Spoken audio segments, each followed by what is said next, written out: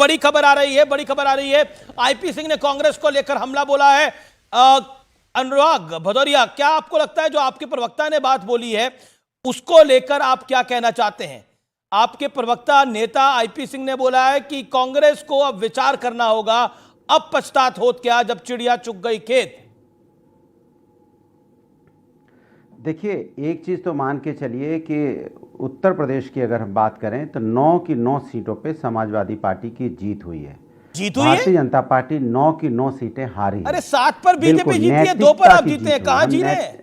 सुन तो ले, बोलने दीजिए। नैतिक समाजवादी पार्टी की नैतिक जीत। अच्छा, एक और नई जीत। हम नैतिकता पे जीते हैं। आप बताइए, कभी आपने देखा है कि कुदरकी में कभी 1,40,000 से कोई भारतीय जनता पार्टी 31 साल से नहीं जीती? अरे भाई, कभी आपने देखा है कि बाला साहब थोराट पिछले कई चुनावों में हारे हो? कभी आपने देखा है कांग्रेस की 15 सीटें आई हो? सुन तो लीजिए भाई, कुंदरकी तो अलार्म है आपके लिए। आपने देखा है कि अगर आप कुंदरकी हार गए तो समझिए उत्तर प्रदेश में हारी, चिल्लाने के सब लिए जगह हारेंगे। अगर नहीं बोले तो सम्मान कीजिए कम से कम। कुंदरकी हार गए, बहुत बड़ी हार है। कमाल की बात, आप भी बोलेंगे। सवाल आप हार नहीं है, क्यों हार गए? मैंने बोलने दीजिए। बोलिए। अच्छा, देखिए, कुदरकी में जिस तरह से आपने कब्जा करके जीता है ना, ये लोकतंत्र की हत्या है ये।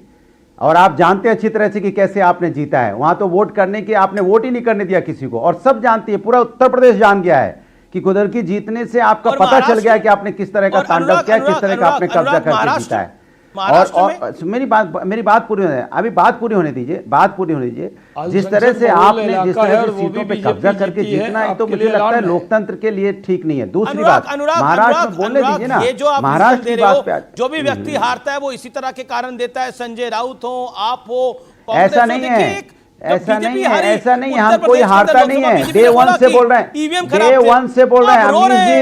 अमीर जी डे 1 से बोल रहे हैं, वोटिंग के दिन से बोल रहे हैं कि आप दोबारा वोट करवा लीजिए। फिर हल्ला मचाने लगते हैं,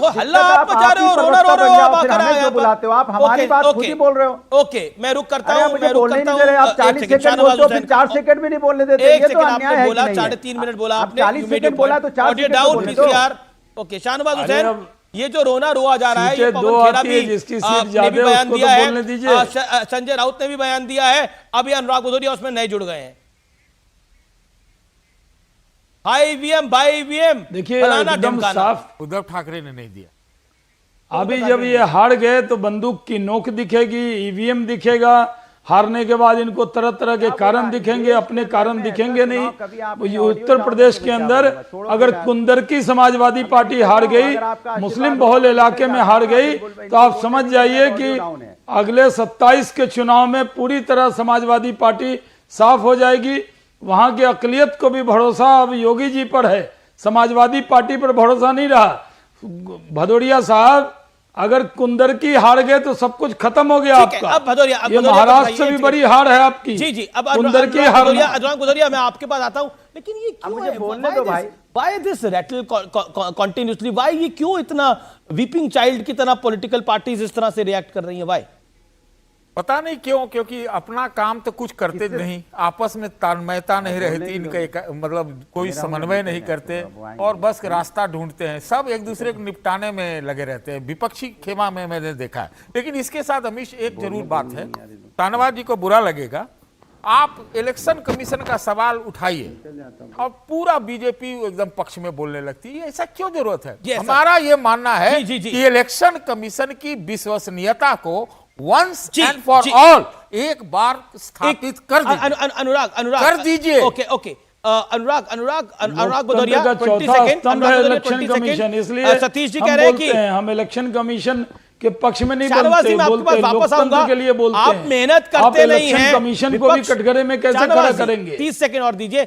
आप मेहनत करते नहीं है और फिर रोना रोकर कोई फायदा नहीं हो रहा। सतीश जी ये बात कह रहे हैं। 30 सेकंड रिप्लाई, 30 सेकंड। लेकिन 30 सेकंड प्रभु दीजिएगा। 30 सेकंड मतलब 3 सेकंड नहीं होता है कि आप भी बोलेंगे 5 सेकंड हो चुके हैं। ऑडियो डाउन करो, ऐसे थोड़ी होता है। अब आप मुझे बोलने दीजिए। मैंने कहा कि उत्तर प्रदेश के अंदर में जो तांडव पुलिस ने किया, 1,40,000 से कुंदरकी जीतने का मतलब साफ होता है कि आपने दूसरे वोट ही नहीं डालने दिए। जनता से पूछ लीजिए ना, अपना हिडन कैमरा भेज के, जनता कह रही है कि इन्होंने वोट नहीं डालने दिया। इतना बड़े नेता हो गए कि वो 1,40,000 से जीत जाएंगे, जो कोई नहीं जीता पूरे चुनाव में। जहां भारतीय जनता पार्टी स्वीप कर रही है महाराष्ट्र में, वहां भी कोई नहीं जीता होगा 1,40,000 से। क्या बात कर रहे हैं आप? ये तो दुनिया आंधी अभी तो देख लेगी कि किस तरह का अन्याय हो रहा है उत्तर प्रदेश के अंदर में। इस तरह से अगर आप जीत रहे हैं, ठीक है, okay, 1 minute done, you made your point, 1 minute done, you made your point. Daniel, Congress का पॉलिटिकल डिबैकल क्यों हो रहा है? What is your analysis? Simple बात है, मैं आपको क्या बोल रहा हूँ। कांग्रेस कॉन्सेंट्रेट कर, महाराष्ट्र में इलेक्शन चल रही है, कांग्रेस कॉन्सेंट्रेट कर रही है कि अपनी बहन को वहां से लड़ाए। ये महाराष्ट्र में इलेक्शन चल रहा है, यूबीटी कॉन्सेंट्रेट कर रही है। आपका ऑडियो चला गया है, वी विल कनेक्ट, हम आपको दोबारा कनेक्ट करते हैं। आपका ऑडियो चला गया है, लेकिन अब बात कर लेते हैं महाराष्ट्र की। महाराष्ट्र में बीजेपी की जीत हुई है, उसके सबसे बड़े शिल्पकारों में से एक हैं खुद देवेंद्र फडणवीस, जिन्हें महाराष्ट्र में देवेंद्र भाऊ के नाम से जाना जाता है। आपको याद होगा लोकसभा चुनाव में जब बीजेपी और महायुति को उम्मीद के मुताबिक सीटें नहीं मिली थी, तब फडणवीस मीडिया के सामने आए थे और बड़ा दिल दिखाते हुए कहा था कि हार की जिम्मेदारी मैं अपने कंधों पर ले लेता हूं। लेकिन इसके बाद उन्होंने जो परिश्रम किया और उसकी प्रकाष्ठा करी, उसका नतीजा है कि आज बीजेपी का स्कोर इंडिविजुअली 130 के पार चला गया है। आरएसएस के साथ समन्वय बिठाना हो या फिर वोटर्स तक मुखर होकर अपनी बात, अपना एजेंडा पहुंचाना हो, अपनी विचारधारा पहुंचाना हो, देवेंद्र फडणवीस ने हमेशा डंके की चोट पर अपनी बात को बहुत क्लैरिटी के साथ रखा है। ये देवेंद्र फडणवीस ही थे जिन्होंने वोट जिहाद का मुद्दा उठाया और इसी के बाद बीजेपी ने बटोंगे तो कटोंगे और एक है तो सेफ है जैसे नारों वाली स्ट्रैटेजी को बहुत मुखर किया और उसका फायदा पूरे अलायंस को मिला। देवेंद्र फडणवीस बीजेपी के उन डिसिप्लिन नेताओं में से एक हैं जिन्होंने हाई कमान के आदेश पर एकनाथ शिंदे की सरकार में डिप्टी सीएम पद स्वीकार कर लिया, जिसकी तारीफ खुद प्रधानमंत्री मोदी ने न्यूज 18 के इंटरव्यू में की थी। इससे पहले वो मुख्यमंत्री रह चुके थे। देवेंद्र फडणवीस ने अपने मन में शिकवे रखने की बजाय उस समय का सदुपयोग किया, बीजेपी को मजबूत करने के लिए इस्तेमाल किया। उन्होंने संघ के साथ बीते 3-4 महीनों में आधा दर्जन से ज्यादा बैठकें की, जिसका नतीजा यह हुआ कि आरएसएस ने पूरे महाराष्ट्र में 60,000 से ज्यादा छोटी बड़ी मीडियम लेवल्स की मीटिंग करी और संवाद सभाएं की। देवेंद्र फडणवीस ने आज जीत के बाद कहा कि मैं मॉडर्न अभिमन्यु हूं जिसे चक्रव्यूह भेदना आता है। इस बात के मायने समझने हैं तो 2019 का वो दिन याद कीजिए जब उन्होंने विधानसभा में कहा था, मेरा पानी उतरता देख, मेरे किनारे पर घर मत बसा लेना, मैं समंदर हूं, वापस लौट कर आऊंगा। ये पंक्तियां देवेंद्र फडणवीस जैसे नेताओं के जुझारूपन का एक जीता जागता सबूत है आज के युग में। यह बताता है कि बुरा वक्त होने पर किसी बहाने के पीछे छिपने की बजाय लगातार ईमानदारी से मेहनत की जाए तो नतीजे वैसे ही होते हैं जैसे आज महाराष्ट्र में देखने को मिल रहे हैं। और बड़ी महत्वपूर्ण बात आज यह है कि आप सोचिए, जब 105 सीटें आई थी और देवेंद्र फडणवीस का मुख्यमंत्री बनना तय था, उद्धव ठाकरे ने पलटी मार ली थी, तब देवेंद्र फडणवीस के दिल पर क्या बीती होगी। लेकिन वो वहां रुके नहीं, थके नहीं, आगे बढ़ते गए। ये महत्वपूर्ण है। मैं एक ब्रेक के लिए यहां रुकता हूं, लेकिन ब्रेक के बाद बहुत सी खबरें हम वापस लेकर आ रहे हैं। लेकिन प्रधानमंत्री मोदी कुछ ही देर में बीजेपी हेडक्वार्टर पहुंचने वाले हैं, वो दृश्य भी हम आपको दिखाएंगे। बीजेपी हेडक्वार्टर पहुंचने वाले हैं देश के प्रधानमंत्री नरेंद्र मोदी। देख सकते हैं हजूम बीजेपी कार्यकर्ताओं का वहां पर और नेताओं का हजूम, कैबिनेट मिनिस्टर्स का हजूम आप देख सकते हैं वहां पर। इस समय स्क्रीन के ऊपर कुछ देर में प्रधानमंत्री मोदी भी वहां पहुंचेंगे, हम वहां पर वापस आपको लेकर चलेंगे। लेकिन अभी चर्चा में वापस आते हैं। मैं सीधा रुख करता हूं मिस्टर आनंद दुबे के। कांग्रेस ने इस अलायंस को डाउन किया, मेरा बहुत स्ट्रेट सवाल है आपसे आनंद दुबे। बिल्कुल नहीं अमीश भाई, अभी आपने मुसाफिर के मायने यह है कि या तो चुनाव जीत जाऊंगा या तो उससे कुछ सीख जाऊंगा। ओके, शाहनवाज हुसैन ये थोड़ी है कि 10 सेकंड शाहनवाज जी, 10 सेकंड। ये मुसाफिर है यारो नहीं, मुसाफिर है यारो, न घर है न ठिकाना। तो यही कह रहे हैं कि अब न घर बचा न ठिकाना बचा, कोई बात हम मुसाफिर ही रहेंगे, कोई बात और सब बना लेंगे। ये बात सही है। दो पार्टी वाली इन्होंने स्वीकार कर लिया है, दो सांसद और वाली आज पार्टी बड़ी बात है पहुंच गई। अमित जी, इनसे बहुत टफ क्वेश्चन आप पूछ रहे हैं आज हमदर्दी से पूछिए, यही एक व्यक्ति है। नहीं, मैं तो जो सुबह हमदर्दी से टिके पूछ रहा हूँ। हुए हैं। आनंद दुबे हमारे नहीं तो मित्र जो हैं, इनके शिव सैनिक आनंद दुबे हैं, हमारे मित्र हैं, वो- हमेशा ही रहेंगे। हम वो तो पूरी आराम हमदर्दी से- के साथ पूछ रहे हैं। लेकिन मुझको एनसीपी अजीत पवार के बृजमोहन श्रीवास्तव का रुख करना है। बृजमोहन जी, अगर आप एक कारण देखेंगे तो क्या आपको लगता है जीत का बड़ा कारण क्या है जो अजीत दादा पवार शरद पवार पर यानी भतीजा चाचा पे भारी पड़ा है? कारण क्या है आपको, क्या कारण लगता है सतीश जी?